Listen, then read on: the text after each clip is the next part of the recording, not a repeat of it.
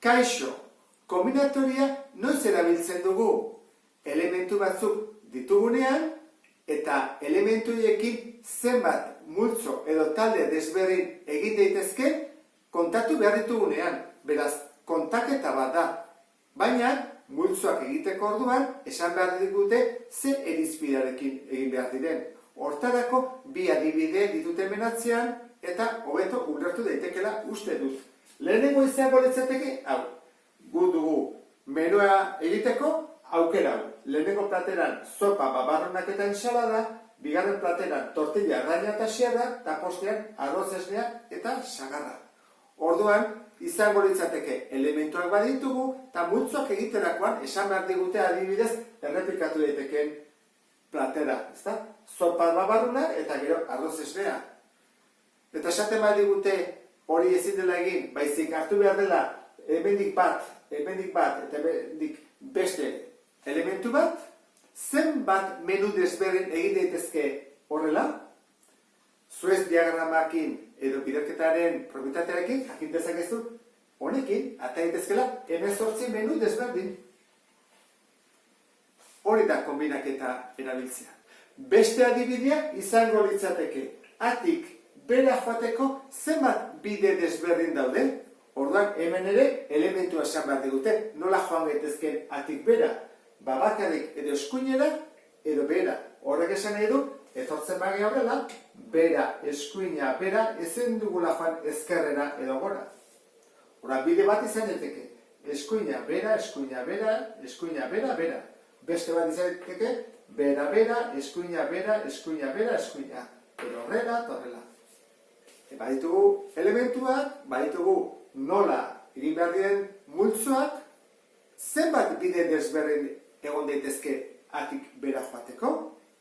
Esango dizut, 10 baino gehiago daudela, ez diztu esango zenbat, zuk kalkulatu, eta orain, kombinatorian aztertuko ditugun 4 formulak nola aukeratu behar diren azalduko dizut. Hasiko gera orduan, kombinatorian bereiztu behar ditugu aldakuntzak, errepikapenezko aldakuntzak, permutazioak eta kombinazioak. Eta hori nola egiten da? Egiten da 3 galderekin. Eta hola jakin daiteke kombinazioa den, aldakuntza den, edo zein den. Lehenengo galdera egin behar duguna zein da? Ordenak baduen eraginik edo ez guk antolatzerakoan multzoa. Adibidez, guazen pentsatzea 3 lagun daudela, ABC, eta lasterketa bat egiten dutela. Eta ikusi nahi dugu lehenengo biak zeintzu dian iristen. Orduan, izan daiteke AB, edo izan daiteke alderantziz ere bai, ezta? BA, lehenengo iristea B eta gero A.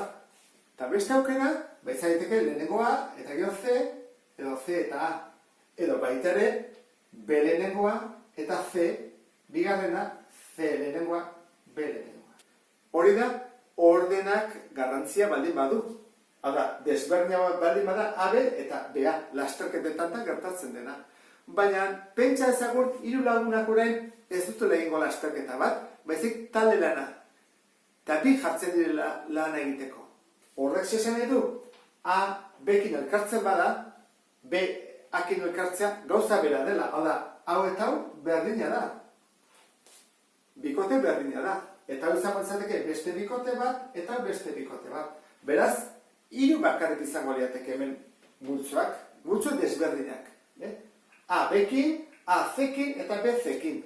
Orduan, segun eta ordenak badun garrantzia edo ez, desberdina den ordenakin egitea edo ez egitea, izango da kombinazio edo beste 3 hauek. Ze kombinazioetan ordenak ez du garrantzirik, berdina delako A, B eta BA. Hau izango zela kombinazioa. 1, 2, 3. 3 talde egin daitezke. Orduan, izango litzateke kombinazioak zenbat pertsona daude 3. Eta zenbana elkartu daitezke binaka. Hau izango litzateke. 3 ene da zenbat elementu eta binaka, multzoak bikoak. Hemen ez, eta hauetan izango litzateke baiezkoa.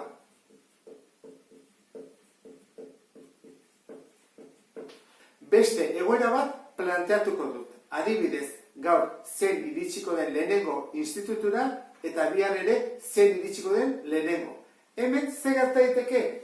Gaur iristean lehenengo A, eta bihar ere A, errepikatu daiteke. Gaur A, eta bihar B, gaur A, bihar C, eta hasi daiteke gaur B, A, B, B, B, C, eta C, A, C, B, C, C. Bederatzi, taldekatze, izango lituzke. Horrek zesan nahi du, errepikapenezko aldakuntza bat dela. N izango litzateke lehen bezala 3 eta 2 hartzen ditugu. Horra, izango litzateke horrela. Errepikapenezke hemen bai, eta bi hautan ez eta ez. Kenduko ditugu bi hauek. Eta falta zaigu azkeneko bat dela. Elementu guztiekin edo ez. Eta hortarako beste adibide bat jarriko dut. Problema hau izan daiteke. Lasterketa batean 8 finalista daude. Podiuma nola osatu daiteke? Orduan, galdera da. Ordenak badu garrantzia? Noski baietz. Ez da berdina lehenengoa, bigarrena edo hirugarrena izatea. Errepikatu daiteke? Ez. Orduan, egon bainake hemen, ez da? Hauetako batean. Galdera izango litzateke. Elementu guztiak kontuan hartzen dira podiuma egiteko? Hau da, podiuma 8koa da? Ez. Gu ditugu 8 persona, 8 finalista eta 3 aukeratzen ditugu. Orduan ditugu 8 irunaka. Horrela izango litzateke. Aldakuntza 8 irunaka. Orduan, elementu guztiekin ez da izaten, eta orduan, izango litzateke kalkulatzea aldakuntza 8, 3. Baina galdera baldin bada, nola iritsi daitezke denak, esan nahi dut, 8ak, orduan, ze gertatzen da kasu honetan? Adibidez, iritsi daitezke horrela A, B, C, D, E, F, G, H. Baina baita izan daiteke B, A eta beste guztiak berdinak, edo A, B eta gero H eta gero azten gizat, beti 8ak hartzen ditugu. Elementu guztiak hartzen ditugu. Orduan, elementu guztiak hartzen ditugunean, izaten dira permutazioak. Permutazioa izango litzateke orduan, ikusten duzu bezala, N, hau da, bat bakarra behar dugu, elementuak. Zergatik? N eta M berdina delako. Horra izan zateke, permutazioa, 8 elementurena. Batzutan, hau jarri ordez, jarretzak ez du beste da batean. Aldakuntza, 8 elementu eta taldea 8naka.